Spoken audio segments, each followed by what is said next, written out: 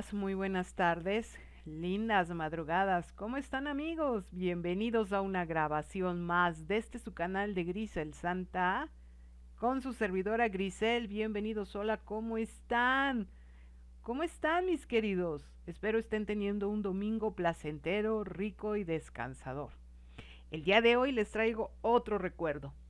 Una entrevista interesante que tuve con el señor Manuel Palacios. Él ha estado allá abajo, sí, allá abajo de la tierra, en las intracavernas, en los intraterrenos.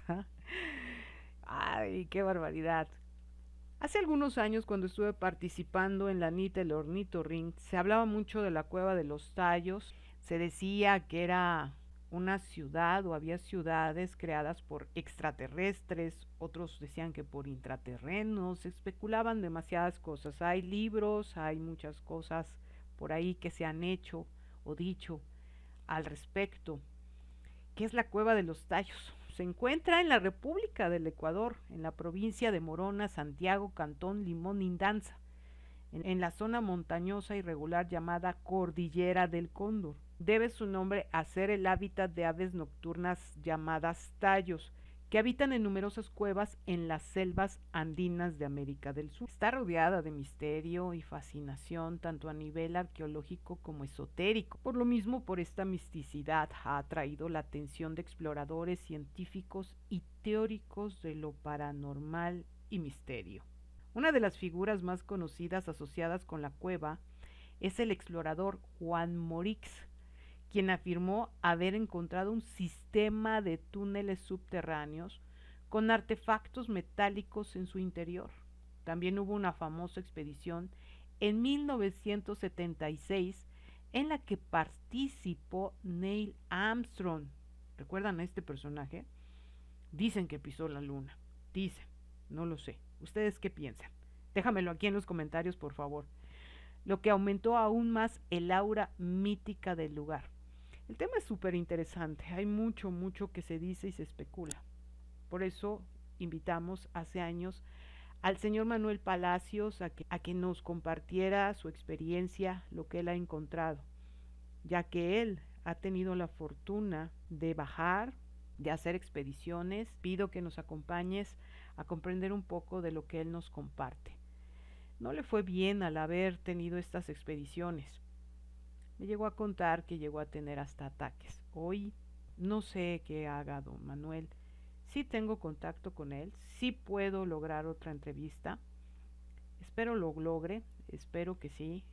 Por ahora te dejo esta entrevista que hice en abril del 2015, cuando pertenecía al grupo de Despertando Conciencias Mundiales y me dio el privilegio de entrevistarlo. Él ya ha escrito libros al respecto. Él ya habla otro tipo de lenguas, muchas cosas que ha hecho nuestro querido Manuel para poder seguir en esta investigación. Espero te guste, espero te llame la atención. Por favor, déjame en los comentarios qué te pareció esta entrevista. ¿Y tú sabías de la cueva? ¿Tú sabías lo que había allá abajo, lo que hay allá abajo?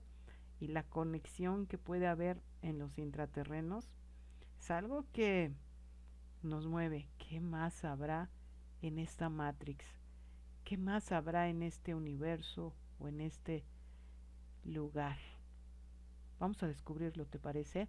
Te invito y te agradeceré mucho que si estás por primera vez en este canal, te suscribas, nos acompañes, nos des la confianza para compartirte conocimiento que hemos generado de las experiencias en estos más de 12 años de transmisión en este lugar y en otros más. Gracias, mil gracias. Soy Grisel.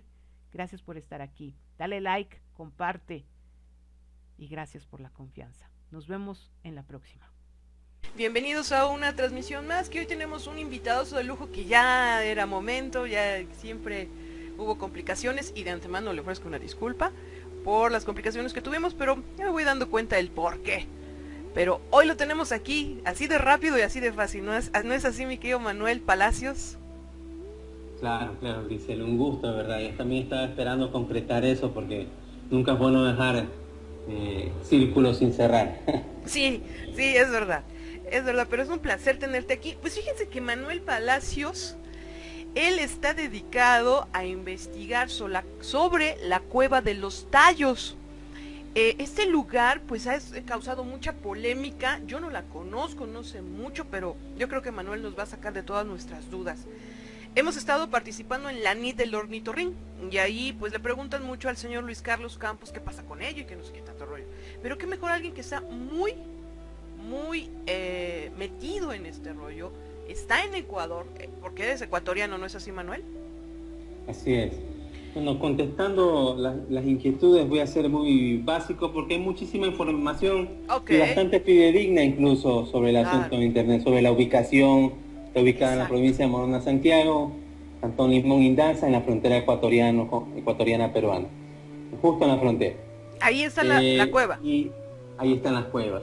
¿No? Porque hay muchísimas otras cuevas que se le llaman de tallos porque tienen aves tallos, pero no.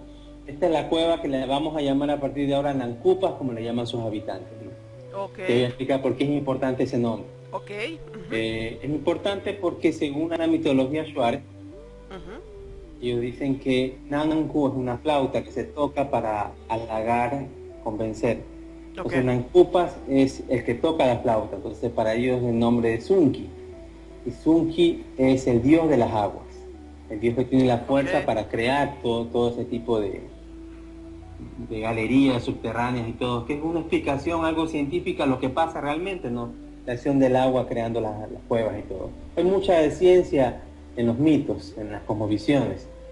Entonces, Cueva de los Tallos se hizo internacionalmente conocido a través de la publicación de Gone of the Gods de Eric von Däniken en los años 70, ¿no?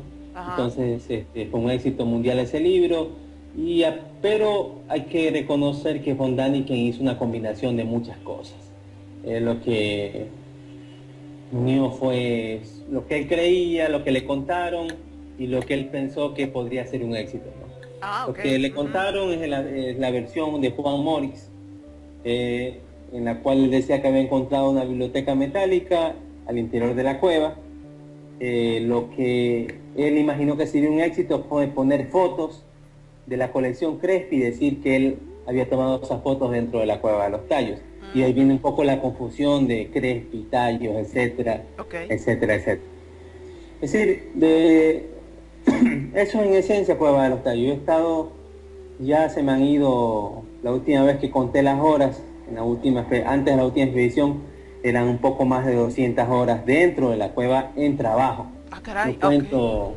No cuento el descenso ni la armada de campamento, sino solo el tiempo trabajando. Eso han sido 4 expediciones y posiblemente en este año una, no sé todavía. Oye, interesante porque fíjate que tenemos aquí un compañero, amigo en Despertando Conciencias Mundiales, colaborador, Pato Vaz, en que pues él también es ecuatoriano y él me comentaba que todo esto que tenía Fontaine y su grupo pues no era tan creíble, o sea, no era tan real que lo que estaba pasando en la cueva y que tú sí tenías información fidedigna, y creo que con esto compruebas que el espacio y la dedicación que has estado ahí dentro nos puedes dar información fidedigna, ¿no? Claro, mira, hay una cosa interesante, lo saludo a Pato Vaz porque lo conozco personalmente. Ah, qué bien. Entonces, qué bueno. Resulta que en las cuevas han tejido unas historias de presencias, de cosas a las que se accede solo a través de meditación, etcétera, etcétera. Ahora, que yo te diga que existen historias de estas presencias no quiere decir que estoy negando de que existe, hay algo ahí. Pero muchas veces no es necesario ese tipo de estado para ver, ¿no? Por ejemplo, en la última expedición se vieron pisadas en un área prácticamente inaccesible, pisadas de pie descalzo, con una presión en el dedo pulgar y en el talón, de un pie de aproximadamente 39.5 centímetros de longitud. Es decir, más o menos extrapolando eso en una persona, sería una persona de un 2,5 metros, entre 1,80 metros y 2 metros de estatura, ¿no? Posiblemente más pequeño, pero de pie grande.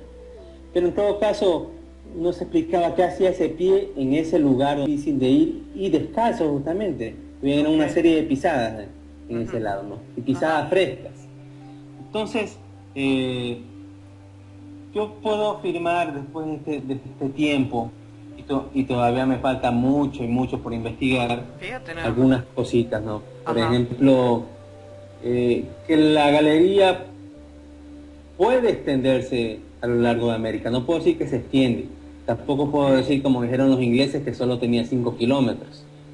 No, la galería hemos recorrido cerca de 12 kilómetros y sigue habiendo más y más por recorrer. Wow. Y siguen habiendo más galerías y todo, entonces te lleva mucho tiempo y es muy cansado hacerlo. Perdone. Se necesita mucho más equipo, dígame. ¿Qué es una galería? Ya bueno, bajas a la cueva por un boquete de cerca de 60 metros, 70 metros, luego hay un descanso, bajas otros 8 metros más, y luego te pone en una galería central enorme, ¿no? Un túnel enorme, que tiene 300 metros de altura. Imagínate, debajo de la tierra, en la más, ¿no? Y tú ves en la parte alta de esa galería grande otras galerías más pequeñas, eso es lo que se llaman galerías, ¿no? Es decir, otros túneles. Esto no es una cueva, esto es un sistema de cavernas, en serio. Ok. Entonces es como un laberinto, un real laberinto. Entonces, eso es la esencia. Entonces, estás ahí abajo y lo que ves a cada momento es muestras de la acción geológica natural.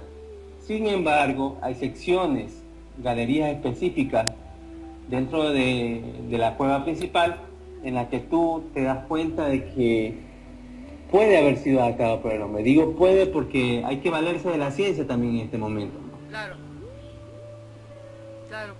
Oye, pero, a ver, me dices es que es un laberinto, son varias cuevas, están intercaladas. Y ahí vienen las preguntas interesantes. ¿Esto es provocado por la naturaleza? ¿Está diseñado por la naturaleza o por alguna raza humana? Mira, yo tengo una teoría. Una teoría que tengo es que todo es completamente natural, pero hay galerías que son adaptadas, algunas muy profundas que han sido adaptadas con funciones específicas. ¿Por qué razón? Te doy un ejemplo, ¿no? La limestone, que se ven los pasajes kárticos, se ven este tipo de construcciones como que fueran túneles con ángulos perfectos.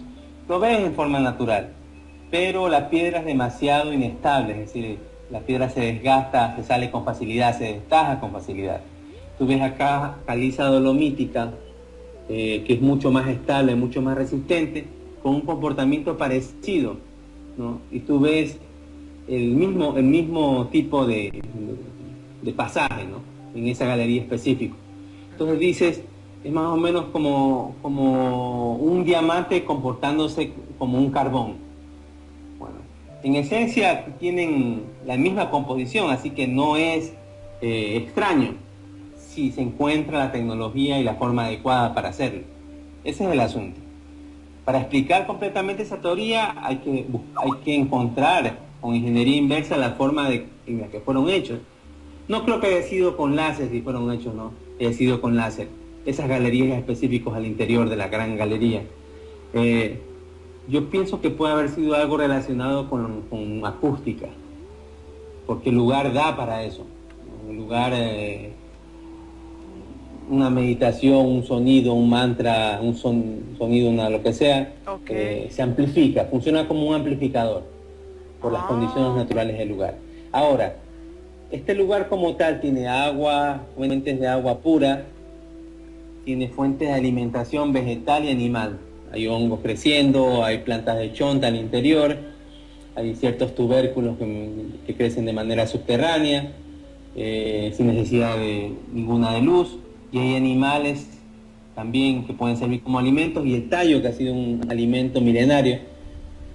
Yo pienso que reúne, y unido eso al aire que no está viciado, un ambiente muy agradable, puede servir como un refugio natural por un tiempo indeterminado, sean 20, 30, 40, 50, 100 años, o más, no sé. Es decir, reúne todas las condiciones para ser un refugio. Y evidentemente, si fue un refugio en algún tiempo, que todas las pruebas van hacia ese lado, la gente sigue intentando cada vez más, tratando de ver lugares que sean más seguros o a donde pueda refugiarse, ¿no? Entonces, ya te digo, establecer más conclusiones en este momento como investigador no puedo. Okay. Porque se siguen presentando más y más evidencias que no me permiten ser totalmente concluyente. Entonces, vamos a sacar varias cosas. La primera es que para poder determinar en realidad qué es la Cueva de los Tallos, qué hubo ahí, qué está pasando, se necesita mucho tiempo de investigación. Sí, tiempo, recursos. Claro, por supuesto. Es lo más importante. A veces me molesta, mi querido Manuel, que luego de pronto te digan, es que quiero pruebas, es que quiero que científicamente me lo compruebes. Para empezar, no tengo los recursos. ¿Tú de dónde los generas, mi querido Manuel? ¿De tu propia bolsa? Sí, yo hago algo que a mucha gente critica. Yo hago como cierto tipo de convivencias en comunidades del Oriente, donde las personas pagan cierto valor, porque yo les haga conocer acerca de estos temas y conocer algo de la comida nativa, etcétera, etcétera. Y van a visitar otras cuevas de tallos que son turísticas, ¿no? Claro. ¿No? Entonces, de alguna manera ahí se recopila y conozco gente que algunos han... Pero al final... los filántropos, los mecenas han sido la gente de siempre, amigos y familiares. Claro, claro. Y no hay más. Sí, porque de verdad, es que en serio, para investigar, mucha gente relacionamos todos esos tipos de circunstancias o fenómenos con fenómenos naturales, extraterrestres, ovnis y etcétera. Y a veces quieren que investiguemos, ay mis gatos hermosos, quieren que se investigue más, que se dé pruebas fidedignas, que se pruebe más, pero yo pregunto, ¿con qué recursos, con qué aparatos, qué laboratorio se atrevería a hacerlo sin ningún beneficio? Porque a veces todos buscamos ganar, ¿no? Y en este caso es ganar información, enterarnos de qué está pasando, ¿no? Así es, y en beneficio de todos, ¿no? Claro. Hay estudios que se hacen y se han hecho, pero queda para un grupo selecto, y eso es terrible cuando son con fondos estatales. Bueno, ahora tenemos un gobierno que, pese a no estar completamente de acuerdo, debo aplaudir las cosas positivas. Entonces hay mucha información que está cada vez en manos de más personas, que es más accesible, pero siempre va a ser necesario tener el equipo técnico, humano, el tiempo necesario. Yo no recibo un dinero de ningún instituto, no puedo dedicarme, si yo lo hago por amor a la investigación, pero no puedo ausentarme por un mes, por 2 meses, como quisiera, ¿no? No puedo armar un campamento allí teniendo todos los recursos, pero mira, en esencia Juan Morix, el investigador húngaro que sí tuvo ese tiempo y algo de esos recursos, quizás no de la tecnología en la época, él tiene 3 afirmaciones y yo no tengo por qué dudar, justamente porque he investigado al hombre, es decir, a la figura Juan Morix profundamente, para tratar de entender lo que investigaba. Entonces me he topado con gente que me ha dicho, bueno, él era una buena persona, todo acá, otros me han dicho él era un déspota, lo de acá, pero todos coinciden de que no era una persona mentirosa. Entonces, cuando alguien te dice, cuando un detractor te dice a una persona que no era mentiroso, te deja pensando. Entonces yo lo que he tratado un poco de entender son estas 3 afirmaciones. Una, que los túneles recorren toda América de forma subterránea. En secciones se ha colapsado por causas naturales, en otras ha sido por causas, ha sido causado, ¿no? Adrede, para evitar el acceso, pero que recorre en esencia todo el continente por debajo de la Tierra. Primera afirmación. Segunda afirmación, de que hay una biblioteca metálica donde se guarda conocimiento del origen de nosotros como raza y que cambiaría para siempre la historia de la humanidad. Y tercero, la existencia de una sociedad o de una civilización, y él lo afirma, de carne y hueso, no dice espiritual, ¿no? De carne y hueso, que ha logrado sobrevivir y que buscó ese aislamiento, porque no quería tener mayor relación, pero que está buscando este tipo de contacto a nivel, como lo decía Morix, diplomático en esta época, ¿no? Entonces son 3 afirmaciones puntuales, Claro. no está en el aire. Y a mí me interesa de que las 3 él trató de verificarlas, por envidias, por problemas políticos no lo pudo hacer. Hubo la intención. Qué La raro. expedición del 69, Ok. el inicio de la expedición británica, cuando él todavía fue parte, hasta el año 73 más o menos, cuando todavía le decían que iba a ser el líder de la expedición. Entonces, en esa todavía tenía la esperanza de que se dé ese tipo de relación, y al final se separó porque se dio cuenta que el interés era otro. Mira, interesante, híjole, muchas cosas interesantes, me vienen un chorro de preguntas, pero me gustaría saber algo. Se manejan muchas cosas, se maneja que hay una ciudad intraterrestre, se maneja que son Anunnakis los que estuvieron ahí. ¿Tú qué piensas de esto? ¿O qué has encontrado? Mira, yo he encontrado, hablemos sobre el tema Anunnaki en el sentido específico de lo que significa, como hijos de Anu, ¿no? Ok. O descendidos, es decir, dentro de la mitología sumeria. Ok. ¿No? Entonces, tú sabes que hubieron 2 hijos de Anu, uno era Enki, ajá. Enlil y el otro era Enki. Okay. Y Enki tenía algunos nombres. Claro. Y uno de esos nombres era Ea, pero otro nombre, entre muchos de los nombres, son como 80 nombres distintos, que realmente son como cualificaciones más bien. Uno de esos nombres era Sunki, o Senki, también. Ok.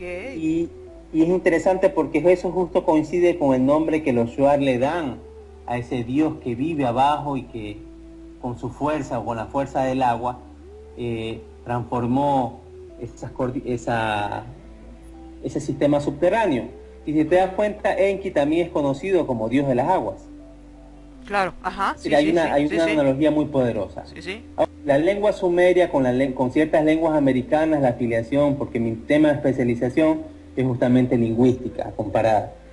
Y la afinidad de la lengua sumeria con ciertas lenguas americanas es muy, muy intrigante. Y hay una cosa mucho más intrigante, yo la expongo brevemente en mi libro, pero en las conferencias que estoy preparando lo haré mucho más profundo, y ahí entiendo por qué es el cierto malestar que hay. Se llama Los hijos de la serpiente. Sabes que ahora hay mucho el tema de los reptilianos y todo el asunto. Sí. Entonces se ha satanizado el tema. Sí. Yo lo que expongo en este libro es que los americanos usaban la serpiente y tenían la serpiente. ¿Por qué? Por una simple razón. Porque la palabra amaru, en lengua quiché, en lengua quichua, en lengua aymara, tengo entendido que en la guaraní, y estoy buscando en cuál más, palabras relacionadas, en la maracaeri de la lengua de la zona amazónica también, esta palabra significa serpiente, reptil en todo caso. Pero esa misma palabra en sumerio significa a hombre, maru, diluvio. Es Oanes Mamaru, es un sobreviviente del diluvio. Ándale. Entonces, pero eso, sí. Es que, fíjate, eso también iba a preguntar, porque también hay leyendas, varias leyendas, ¿no? Varios mitos, no sé si de verdad sean mitos, en que también es gente que se salvó o que quiso refugiarse del diluvio en esas cuevas. Y hay otro mito que puede ser que los mayas también llegaron hasta allá, y que, fíjate, interesante que tenga que ver también la serpiente por ahí. Entonces, ¿tú qué piensas? ¿Qué has encontrado, mi querido Manuel? Claro. Mira, respecto esto hablamos de una genealogía que es mucho anterior. Fíjate. Estamos hablando de 1000, 2000, 3000 años. Estaríamos hablando de al menos 60.000, 70.000 años hace, ¿no? Wow. Por eso ya lo que conocemos, mayas, aztecas, incas, eso es mucho anterior. Fíjate. Acuérdate, por ejemplo, que los incas, ellos tomaron ciertos aspectos de una genealogía anterior, que eran los pirrúas. Ajá. Que se sabían cerca de 30 generaciones antes de los incas. Entonces, hay cosas que todavía están sin descifrar, ¿no? Hay muchas construcciones megalíticas, Tiwanaku, que se afirmaba que solo tenía 600 años de antigüedad, ahora oficialmente se reconocen 10.000 años. Y eso es por reconocer algo, porque realmente los datos, el estudio de desgaste erosivo dataría mucho antes, ¿no? Hay construcciones que posiblemente tengan 70, 80.000 años de antigüedad en América, ¿no? Y muchas de ellas están escondidas en la zona amazónica. Mira. que posiblemente en esa época era un gran océano. Es decir, hay zonas que están ahorita dentro de la Amazonía, pero que antes eran costas. Entonces, todo eso es un compendio de estudios afines entre geología, antropología. Yo digo neoarqueología realmente porque la arqueología oficial no reconoce nada de lo que hablamos. Pero es cierto lo que te digo, ¿no? Entonces, Amaru como tal, volviendo al tema, en sumerio significa sobreviviente del diluvio, justamente del diluvio en el que sobrevivió Anes, aproximadamente 60.000 años. Y como tal, digo, bueno, pero son una palabra que suena similar. Pero vamos a ver cómo se escribe en lenguas, en escritura sumeria, en escritura sumerio lineal, que no es muy conocida, porque la más conocida es la cuneiforme. Y me encuentro con que la palabra hombre se escribe como un signo de interrogación, como el final del signo de interrogación, pero sin el punto final, sin el punto. Y Maru, que es diluvio, se escribe como una onda, pero un poco engrosado el trazo, ¿no? Muy sencillo. Dice, bueno, un signo de interrogación y una onda. ¿Qué tiene que ver eso con serpiente? Bueno, cuando tú unes ambos símbolos, porque escritura aglutinante con lengua aglutinante, cuando tú unes, combinas ambos símbolos, los integras en un solo símbolo, tienes la figura de una serpiente. Y yo pienso que eso es lo que conocían ciertos linajes. No fue un conocimiento abierto, no era un conocimiento exotérico. Era más bien esotérico y por eso se perdió la esencia. Era que ellos eran sobrevivientes del antiguo cataclismo, se consideraban a sí mismos guardianes de esa raza antigua, ¿no? Era lo que sobrevivió como tal. Entonces, fíjate nada más lo que podríamos estar encontrando, ¿no? Lo primero es las Sagradas Escrituras, que es la Biblia, que para mí no es sagrado, pero ok, así se maneja. No es tan... Bueno, le falta información, vamos a poner de esta forma, le falta información. Nos manejan que los únicos sobrevivientes fue Noé y su familia, ¿no? Así es. Y pues quién sabe, hay pruebas en que podría haber otras cosas. Sí, bueno, justamente lo que te digo, ¿no? Mira, en la historia, sin ánimo de entrar en polémica, ¿no? Claro. Existía un pueblo que la gente conocía como cananeos, ¿no? Que eran los amurru, también llamados, que fueron expulsados de su tierra, de Solima, que después se llamó Jerusalén o Jerusalén, y estos pueblos no se sabe a dónde se fueron, no se desperdigaron y todo. Y los amurru realmente, si llegaron a algún lugar o eran originarios de algún lugar, si vamos a su lengua, que su lengua estaba relacionada con el sumerio, debería ser la palabra que definiera su territorio original como Amurriki. ¿No? Y justamente esto coincide con lo que dicen las tablillas sumerias acerca de la tierra de los inmortales, donde vivía Utnapishtim, y a donde fue justamente, no es Enkidu, bueno, no recuerdo ahorita el nombre, a buscar el secreto de la inmortalidad. Gilgamesh fue a buscar el secreto de la inmortalidad. Entonces Utnapishtim, que vivía en Amurriki, le entrega el conocimiento. Ahora, respecto a esto de aquí, que es importante resaltar, Amerrique era el nombre que se conocía al macizo de que creo en la parte de Centroamérica para la zona de Guatemala, si no me equivoco. Amerrique, algo así. En todo caso, Amaraca era como los antiguos védicos conocían al lugar donde vivían los inmortales. Amara significa inmortal, Ka, tierra. Entonces hay muchas referencias en la historia antigua acerca de ese lugar mítico, porque lo consideraban así, donde vivía gente milenaria, gente mítica, ¿no? ¿No? Pero ese lugar sí existía y era América, ¿no? América siempre fue conocimiento mundial. Lo que pasa es que muy poca gente por estas historias se atrevía a aventurarse a llegar acá. Entonces hay muchas cosas que confluyen con esto. Yo creo que Cueva de los Tallos, de encerrar y de tener guardada esa biblioteca metálica, se guarda también los secretos de estas migraciones antiguas, ¿no? Y al final somos así, no somos ni de América ni de Europa, somos siempre migrantes de algún lado. Podemos haber venido de lo que ahora son los casquetes polares, que en otras épocas estuvieron en el centro, en la zona ecuatorial. Podríamos haber venido de otros planetas, ¿por qué no? Porque somos al final eso, nuestra tendencia siempre es ser migrantes. Cierto, muy cierto. Pero, mi querido, muchas veces se maneja que los Anunnakis son reptilianos. ¿Tú crees que sean reptilianos con esta analogía y comparación con la serpiente? Reptilianos como los Calisto. Así, con esa figura. Así es. Sí. Mira, es complicado. Yo no sé realmente cómo entender. Yo no entiendo ni en la maldad, ni en la bondad absoluta. No pienso que haya razas buenas ni razas malas. Yo pienso que nosotros siempre buscamos un beneficio. Y ese beneficio le puede ser beneficioso a alguien y perjudicial a otro. Claro, tienes razón. Y algunos se enfocan más en un área, ¿no? En depredación y todo, otros en otra área más, pero de allí a ser malignos o no lo creo. Pero a lo mejor en su actuar, no sé qué pensar. Respecto a eso específicamente no te podría dar una opinión. A lo mejor no en su actuar, ¿no? Porque a lo mejor eso son acciones, pero en su aspecto.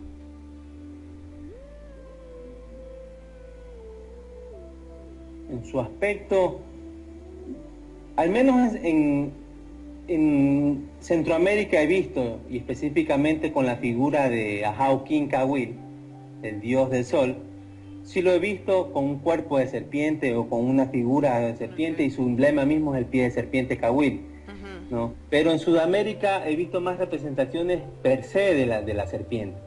En India sí he visto los famosos nagas, que se le dicen, no son personas con cuerpo de serpiente, los que son considerados por algunas personas sabios, pero hay otros como la serpiente Ananta-Shesha, considerada como la matriz original, pero para otros, por ejemplo, ni me acuerdo cómo se llamaba la serpiente Kaliya, la serpiente que trató de comerse a Krishna, por ejemplo. Es decir, siempre hay esta dicotomía de este asunto, pero sí, en todo caso, al menos entre los Shuar, hay virtualmente y figurativamente dicen, sí, fuimos rescatados, por ejemplo, del diluvio por una serpiente, por Pan, que nos tragó y nos llevó hasta el lugar más, ¿no? Específicamente, no lo hablan con esa forma. Sí, de ahí no te podría decir más si tienen o no tal o cual forma, ¿no? Fíjate nada más. Porque, bueno, es que la gente está muy inquieta. Ha hecho un boom gracias a varios conspiranoicos, conspirativos, como se le quieran llamar, el tema de los Anunnakis, el tema de los reptilianos, y se relaciona muchísimo, lo quieren relacionar mucho con la Cueva de los Tallos. Hay mucha inquietud sobre la Cueva de los Tallos, y que también se maneja... hay una cosa, Grisel, interesante, ¿no? Hace tiempo conocí a una persona que es investigador y que por respeto, porque no he citado permiso, no he pedido permiso para citar su nombre, no lo voy a nombrar, y me dijo que en alguna ocasión, después de una conferencia, alguien le dijo, quiero reunirme con usted urgentemente. Fueron al cuarto de esta persona, y antes de abrir le dice, dese la vuelta por favor, aquí hay una persona que él es un reptiliano y quiere conversar con usted. Y dice este amigo que él nunca se orinó, pero nunca se dio la vuelta y salió del cuarto. Entonces realmente yo creo que si fuera mi caso, podría haberme orinado, pero sí me daría la vuelta porque yo soy muy curioso. Por ejemplo, yo veo y he visto en algunas ocasiones naves, ¿no? O platillos o luces en la noche, ¿no? Pero mi interés, a mí no me interesa ver una foto de un ovni. A mí me interesa de que si hay un ovni en algún momento, poder conversar con la gente que está a cargo, ¿no? Claro. Eso es lo que me interesa, conversar. Lo mismo es en Cueva de los Tallos. Yo bajo con la intención de verificar si hay una civilización, entrar en contacto con esa civilización, nada más. Se maneja eso, que todavía existe una civilización, que todavía hay gente viviendo ahí. Sí, hasta los años 80, donde todavía Morris defendía el asunto, él decía eso, ¿no? Hay gente, son gente de carne y hueso y son parecidos a nosotros. Así es. Sí, no es que son asiáticos y nada, es decir, pueden calificarse como una amalgama de razas, ¿no? No son albinos, no son gigantes, dice, son gente normal, es decir, podría salir y mezclarse con cualquier persona en todo caso, ¿no? Esto ha sido polémico cuando yo lo he dicho, ¿no? Porque es como que he tratado de disminuir el criterio de otras personas, no, yo estoy repitiendo simplemente lo que se me ha transmitido, nada más. Puede que haya un grupo indígena como los muchos que hay y se siguen descubriendo, en la Amazonía. ¿No? Puede ser un grupo indígena que se han estado descubriendo en la Amazonía, puede ser algo parecido. Ah, ya. Yo no creo por ese lado, Okay. sinceramente. No. Okay. Que te lo diga una persona con la seriedad de Morix de esa manera, ¿no? Que lo afirme no con el ánimo de impresionar, sino que afirme simplemente de que hay un grupo que decidió hace X miles de años refugiarse como civilización, que no es que son millones de personas, por supuesto, ¿no? Pero decidieron, y sobre todo enfocándose en un área específica, que eso es importante resaltar, que decía él, en alargar la vida. Es decir, no es que han vivido 20.000 años, pero tampoco viven 70 años como nosotros, ¿no? Es decir, son seres humanos como nosotros, pero se han enfocado en otras áreas. ¿No? En otras áreas, pero que te lo diga Morix, a mí me da mucho que pensar. Entonces yo pienso y quiero verificarlo. Realmente esa es una misión, verificar eso. Pero en el camino, la verdad, como me pasó en la última expedición, alguien me llamó y me dijo, ¿sabe qué? A partir de este momento usted va a bajar, yo no lo conozco, me dice, pero quiero darle un consejo porque me ha llegado este mensaje. Me dijo, ¿usted lo quieren matar? ¿Lo quieren ahorcar? Wow. Y me dijo, pero a partir de ahora usted va a descubrir lo que usted quiere descubrir. Yo la verdad, por muchas razones, yo ya no me atemorizo ante estas amenazas, ¿no? Claro. Entonces yo bajé, pero no tenía un equipo adecuado. Bajé no con un arnés espeleológico, sino con uno industrial. Lastimosamente esto no está hecho para golpes. Entonces, claro, en el primer golpe contra la roca, se zafó el seguro del arnés y se fue para arriba y me comenzó a ahorcar. Tuve que accionar el esto para bajar rápidamente, golpeándome contra las rocas, y al bajar me golpeé fuertemente contra una gran roca, la zona de las costillas, y sentí como se quebraron y todo, ¿no? ¡Qué barbaridad! Entonces bajé así, armaron un campamento, me pusieron ahí y me quedé dormido 1 hora. Y luego salí, pero yo pensé verme más daño, pero no era. No sé qué habrá sido, pero en todo caso, se cumplió lo que dijo esta persona. Ahora yo espero que se cumpla la otra parte, la parte positiva. Claro, sí, ya se cumplió lo negativo. Pero oye, que déjame preguntarte, ¿bajas solo o tienes un equipo, tienes un grupo de personas que te apoyan? No, nunca bajo solo, siempre tengo un grupo, es imposible bajar solo. Okay. Necesita gente que maneje el equipo, yo no soy un aventurero. Claro. No. Y Morix incluso bajaba con al menos 3 personas, siempre. Okay. Entonces baja uno con un grupo de confianza, gente que respeta mucho la cosmovisión. Luke Lenin es un amigo de confianza que me ha dicho que no me va a acompañar, pero yo sé que al final lo logro convencer para que me acompañe de nuevo. Experto en cuerdas, una persona, claro, intachable. Claro. Entonces siempre así se van uniendo personas, ¿no? En estas reuniones y expediciones más pequeñas siempre va surgiendo alguien, ¿no? Y claro, se va integrando al equipo. Okay. Y es como vamos avanzando, así es como lo hacemos. Ok, Manuel. Otra pregunta. Fíjate que desde que yo te conocí, empecé a platicar contigo por Facebook, sentí esa frecuencia de que andabas medio bajón energéticamente hablando. Con esto que me dices, pues está interesante. Y la pregunta sería, ¿fue alguien físico el que te amenazó? Lo voy a poner de esta forma. ¿Fue físico o energético? Yo lo siento más bien a nivel energético, porque no fue algo planeado, ¿no? Siempre se corren riesgos en toda exploración por el uso del equipo, pero bueno, yo no tenía el presupuesto para un equipo especializado y tuve que usar ese equipo. No, entonces yo sé que ese equipo no se puede golpear, entonces fue pero no debía golpearse tampoco. Es decir, yo estaba bajando de la manera adecuada. Okay. Entonces subí un poco, es decir, tomé las respectivas medidas, pero se dio. Claro. Pero sí es desgastante. Yo viajo bastante, comparto con muchas personas y he vuelto este último tiempo, he retomado mucho la parte espiritual también, porque es sumamente necesario. Claro. Entonces sí se genera, yo hablo de temas que generan muchísimo rechazo, incluso entre amigos que hablan de estos temas. Es decir, a mí a veces me dicen que me quede callado, pero a mí no me pica la mano para escribir y decir, ¿sabes? No me parece que lo que hagas o lo que digas sea lo correcto, ¿no? Claro. O si hay un comentario, si yo puedo aportar, tampoco me pongo a armar polémicas por todos lados, pero lo que es necesario y es el compromiso como investigador de que si uno ve que se está haciendo una afirmación que no es coherente, y uno tiene las herramientas para poder debatirlo, decir su opinión simplemente. Claro, sí. Oye, y eso genera mucha oposición. Sí. Ha sido de mucha oposición. Claro, mucha oposición. Habrá investigadores que a lo mejor quieran investigar también lo mismo y pues tú ya llevas unos pasos adelante. Pueden ser muchas cosas, otras personas que no creen en eso, a lo mejor los mismos católicos, no lo sé, puede haber de todo.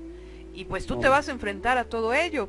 Y la pregunta sería, para seguirte dando credibilidad como investigador, ¿tienes una vida normal, y lo pongo entre comillas, como cualquier otra persona?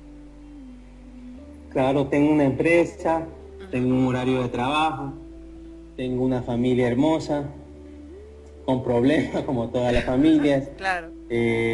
Tengo hijos que los quiero mucho, con sus intereses particulares cada uno. Y sí tengo una vida normal, ¿no? Es decir, esto lo hago en mis tiempos libres. Lo que pasa es que en mis tiempos libres no voy a tomar una cerveza ni a divertirme, sino leo un libro, escribo, no estoy revisando las redes sociales. Y mi trabajo también, mi otro trabajo, que es el de difundir, dar conferencias, vender mis libros, también me obliga a estar continuamente en contacto. Entonces, esa es mi vida. Platícanos de tus libros, ¿de qué se trata? ¿Cuáles han sido y de qué tratan? ¿De qué un poquito resumen, una reseña? Solo hay uno publicado. Yo he registrado cerca de 3 libros. Un libro de poesía que se llama Zambanda, que es un recopilatorio entre el 2004 y el 2012. El otro es el Sistema de Desciframiento de la Escritura de Amaraca, que es un libro que recopila símbolos encontrados a lo largo y ancho de América. Se hacen analogías con símbolos que son algunos de ellos similares y otros son los mismos símbolos encontrados en Europa, en Asia, en África. Y lo que trata un poco es de comparar los significados y establecer como una especie de significado común muy básico, ¿no? Un significado más profundo que podría ser, pero un significado común, y lo que armé fue un diccionario de símbolos. Son como cerca de 500 símbolos, pero no es una obra que sea muy apetecida, muy comercial, entonces no la publiqué todavía. Y el tercero es América Prohibida, que es el primer libro publicado en mi autoría. Es el primero una serie de 7 que tengo en plan de escribir, el segundo y el tercero estoy escribiéndolos, y este es un libro introductorio donde hablo en esencia de las colecciones arqueológicas proscritas, como la colección Crespi, colección de la Maná, de las piedras de Ica, tallos, los intercambios precolombinos transoceánicos, y cómo estos intercambios tienen implicaciones en las lenguas y escrituras nativas de América. Interesante. Cueva de los Tallos, Morix, Crespi, eso es lo que habla. Por ejemplo, habla cosas ahí en la página 25, un cuadro interesantísimo sobre astronomía. Entonces, habla una comparación de América y Europa al momento de la conquista, ¿no? Es un libro muy cultural. Entonces habla de que en Europa Copérnico está esperando la proximidad de la muerte por defender su teoría heliocéntrica, obligándose a retratarse de su tesis sobre las manchas solares y el movimiento de rotación de la Tierra. Entonces, que en Europa todo está concebido según la Biblia, ¿no? Es decir, la Tierra es el centro del universo. Sin embargo, en América, en ese mismo momento, ya los mayas conocían los periodos orbitales exactos del Sol, la Luna, Venus, Tierra, Marte. La Ok. existencia de Urano, Neptuno, los incas conocían el Intihuatana, Orión, se llamaba la Cruz del Sur, ya hay un conocimiento, un Congreso Internacional de Astrónomos en Copán, en el siglo VIII antes, y hay una medición exacta del tiempo. Entonces, es un poco también para defender el hecho de que nuestras culturas ancestrales tenían mucho conocimiento. Yo defiendo mucho eso. Me dicen que yo a veces no creo en la influencia extraterrestre, en el conocimiento antiguo. Digo, no es que no crea, lo que pasa es que mi misión es defender al hombre como tal, Okay. o sea, realzar su labor. Entonces yo trato de ver cómo el hombre pudo ser posible, y en muchos casos es la actividad de una tecnología que ahora se desconoce, pero en ese tiempo se conocía, ¿no? Pero es actividad del hombre, del ser humano, de la cultura maya, inca, chibcha, etcétera, ¿no? Pero fue su actividad, fue su labor, fue su conocimiento, fue su tecnología, su sabiduría, no fue de otro lado, desarrollada de diferente manera. Entonces eso es lo que trato de... Eso es en esencia América Prohibida. Ok. ¿Por qué el interés? ¿Por qué ese sentir, ese empuje de investigar un poco el origen del ser humano en América? Porque eso es lo que observo en ti, que estás buscando qué pasa en América. ¿Qué le ves de especial a América para poder atreverte a investigar todo esto? Bueno, yo inicié a partir de los 16 años una búsqueda espiritual por caminos relacionados a Oriente. Y eso me llevó a conocer de que el nuevo centro espiritual mundial es América. Es decir, ya no es Kailash como era antes, ¿no? Los Himalayas, sino ahora es América, ¿no? Y la columna vertebral de ese centro energético es justamente Andes, ¿no? Representado, por ejemplo, el corazón es Chile, y por eso tú ves que palpita y hay mucha actividad sísmica continuamente, sí, ¿no? Claro. ¿No? Entonces, y hay partes que son regiones que son representadas. A veces esas regiones implican secciones de un país, a veces implican algunos países, ¿no? Pero hay que hablarlo como un nivel macro, ¿no? Claro. Entonces, mi interés es que igual estos centros energéticos varían, es decir, se cambian, ¿no? Ahora es América, antes fue Kailash, pero en el pasado también fue América. Entonces, ir un poco a descubrir esa América gloriosa que fue en el pasado, ¿no? Que no fue como nos cuenta la historia, estos indios, como dicen, sin conocimiento, sin fe, que fue fácil engatusarlos, que nos creyeron dioses. Mira, los indígenas no creyeron que los españoles eran dioses, sino creyeron que eran sus hermanos que regresaban. Ah, ok, mira. ¿No? Por eso los trataron de esa manera, ¿no? Pero vinieron... Fue un pecado de exceso de confianza.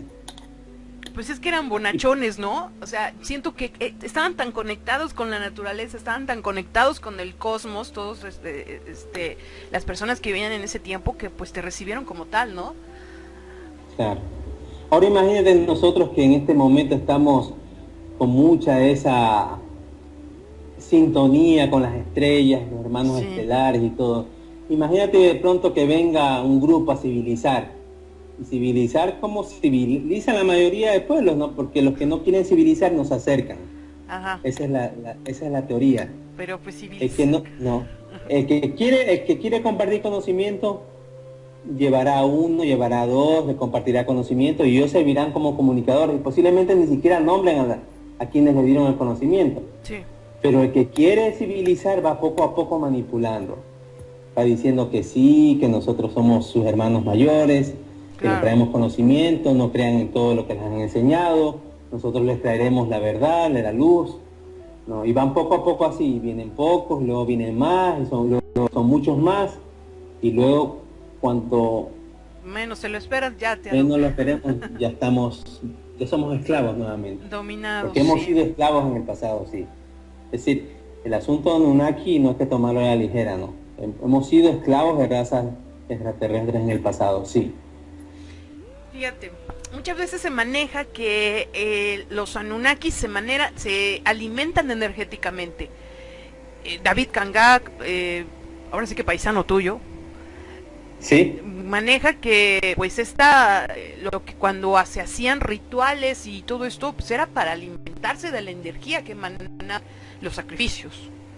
¿Tú crees que bueno, es que sea? si eran, las razas superiores se alimentan no de alimentos como nosotros, ¿no? Claro. Siempre se alimentan del sol, del prana, etcétera, y alimentarse de la energía, una fuente que está ahí, prana, de sangre, digo, que está una fuente de prana, Claro. es coherente, ¿no? Uh-huh. Lo coherente no es como se paga, ¿no? Pero al final tampoco es coherente matar o no es, No es ¿cómo se necesario, diría la palabra? no es necesario Matar, ajá, o sacrificar. no, la palabra tampoco es delicado o bonito Uh-huh. matar un pollo para comérselo, ¿no? Claro. O matar una planta para comérsela, porque igual hay violencia, Uh-huh. ¿no? Yo aprendí en estos movimientos que igual incluso en el alimentarse vegetarianamente también hay violencia. Fíjate. Nuestra vida, la alimentación en sí, el proceso de masticación, salivación, digestión, etcétera, es un proceso como tal. Fíjate. No hay nada bondadoso. Por eso estos grupos buscan en algún momento desligarse de eso, alimentarse del sol, de la energía, del agua, simplemente. Entonces, me parece una postura coherente, no la comparto totalmente, pero parece coherente. Okay. Y tú me nombras eso, David Cangá, a quien saludo también, posiblemente el mayor gran investigador en ese tema en Ecuador y en Sudamérica. Uh-huh. De lo poco que conozco, ¿no? Me tuvo la gentileza de venir a visitar y dejarme su libro La conspiración del ángel Gabriel, que extremadamente yo he leído, Sí. desenmascarando a Yahvé. Es coherente, muy apasionado. Yo me explico cuánto tiempo tiene, porque él también tiene un tiempo muy limitado para escribir tanto. Sí, pero fíjate que yo me gusta investigar, a reflexionar un poco, este tipo de investigadores como él, como tú, la forma en que hablan, parece que si tuvieran conocimiento no de esta vida, sino de muchas otras. Es que, Como que nos o sea, conociéramos entre ajá, nosotros. aparte de que se conocieran entre ustedes, conocían la información, o sea, como que nacieron con información. Porque es complicado tener todo esto. O sea, yo me considero buenísima como ser humano, pero investigar algo así está complicado. Y ustedes me manejan cosas con una seguridad, con una firmeza. Yo respeto mucho a David Cangá, me encanta su información, es buenísimo, aparte de tener un espíritu pero bondadoso, lindo. Siento que usted trae información desde antes. No sé tú qué piensas.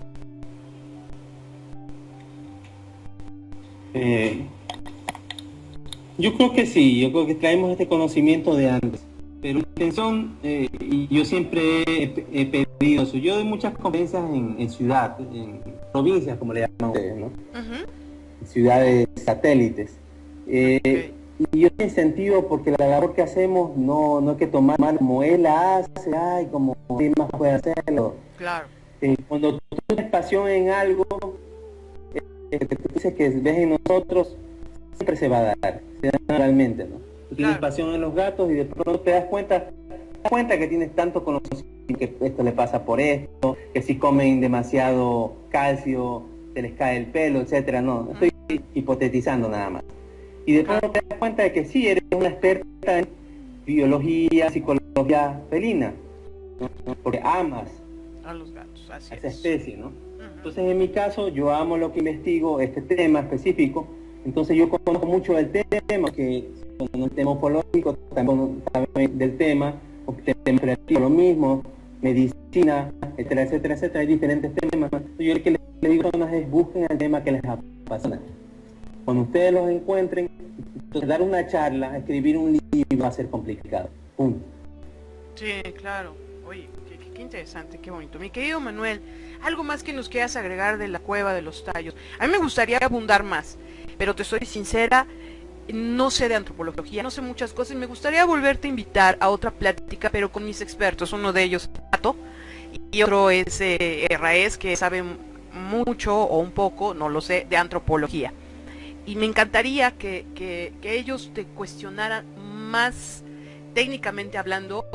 Qué lástima que hoy no estuvieran, pero estaban muy emocionados con que estuvieras con nosotros, porque tienen sus inquietudes, tienen muchas cosas que preguntar y a lo mejor aclarar sus dudas contigo. Pero algo más que nos quieras agregar. No, antes que quería, eso te pregunto después, pero no importa. Agradecer el tiempo, yo creo que le dimos mucho espacio para que se hiciera la conferencia, y yo te escribí antes, dije, bueno, y bueno, se dio. Eso es bueno. Sí, y claro. cuenten conmigo, yo no puedo, así tengo un horario definido, porque a veces tengo que viajar por ciudades, Sí, lo sé. tengo que viajar fuera, salir a hacer ciertos trámites, entonces no puedo definir un horario, y los horarios fuera de oficina sí se los dedico completamente a la familia. Claro. Y hacer otro tipo de actividades, entonces complica más.